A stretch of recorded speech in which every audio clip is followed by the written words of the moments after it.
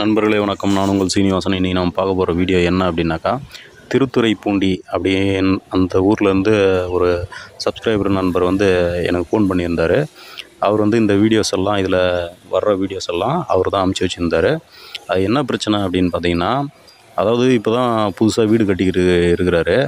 அதில் அந்த பக்கத்து வீடு ஒன்று ஏற்கனவே கட்டிகிட்டு இருக்கிறாங்க. அந்த வீடு ரொம்ப பழைய வீடு. அந்த வீட்டு ஓரமாக இவங்களும் அந்த செவுரை டச் பண்ணி அப்படியே இவங்களும் செவுரு கட்டியிருக்கிறாங்க. அதை வீடே கட்டியிருக்கிறாங்க.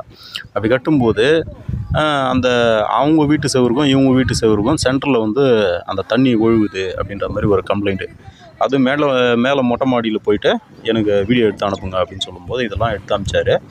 அந்த வகையில் நான் இதுக்கான சொல்யூஷன் சொல்லிட்டேன். அது என்ன சொல்யூஷன் நான் சொன்னேன் அப்படின்னாக்கா, அதாவது மழை பெஞ்சிட்டு இருக்கும்போது இவங்க இந்த கட்டடம் ஓரம் இருக்குது பார்த்தீங்களா, இது அவங்க வீட்டு மொட்டை மாடி, யார் பக்கத்து வீட்டு மொட்டை மாடி.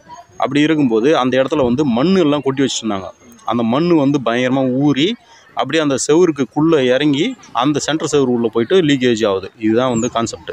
ஆனால் இந்த வீடியோவில் பார்த்தீங்கன்னா தெரியும், அவங்க செவரு ஜாயிண்ட்டும் இவங்க செவரு கைப்பிடி ஜாயிண்ட்டும் அந்த இடத்துல பூசி வச்சுருக்கிறத நல்லா பார்க்கலாம். அதை குழவும் வச்சுருப்பாங்க. அப்படி இருக்கும்போது அந்த இடத்துல ஒழுவாது.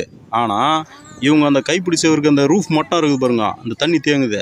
இந்த இடத்துலேருந்து தான் என்ன பண்ணோம், தண்ணி உள்ளே போயிட்டு லீக்கேஜ் ஆகி அவங்க வீட்டு சென்டர் செவரு உள்ளே அந்த லீக்கேஜ் ஆகிட்டு உள்ளே அந்த ஜன்னல் வழியில் தண்ணி சொட்டு சொட்டாக ஒழுகிறதுக்கான முக்கியமான காரணம். அதே மாதிரி அந்த மேஸ்திரி என்ன தப்பு பண்ணியிருக்கிறாருனாக்கா, அங்கே கபோர்டு வச்சுருக்கிறாரு. அந்த கபோர்டில் தண்ணி லீக்கேஜ் ஆகுது. அந்த கபோர்டுக்கு உள்ளே இருக்கிற அந்த காடியை அவர் பேக்கிங் பண்ணாத விட்டுக்கிறாரு.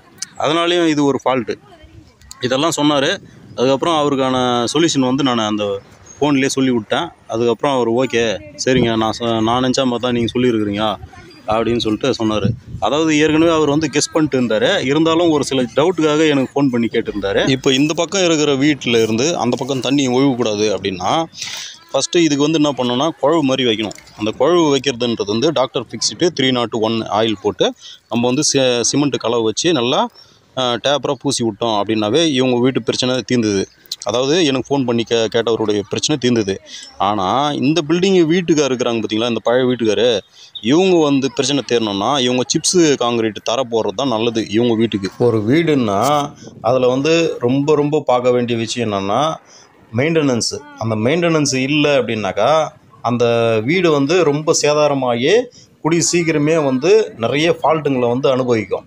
அந்த ஃபால்ட்டுங்கள்லாம் வராமல் இருக்கணும் அப்படின்னாக்கா மேலே எந்த காரணத்தை கொண்டும் மண் போடக்கூடாது.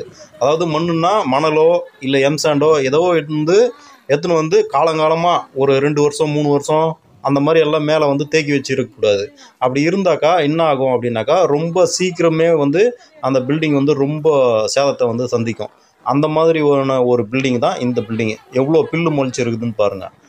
இந்த மாதிரியெல்லாம் இருக்கவே கூடாது. நண்பர்களே, மேலும் இது போன்ற தகவல்களுக்கு நம்முடைய சேனலில் இணைந்திருங்கள். நன்றி, வணக்கம்.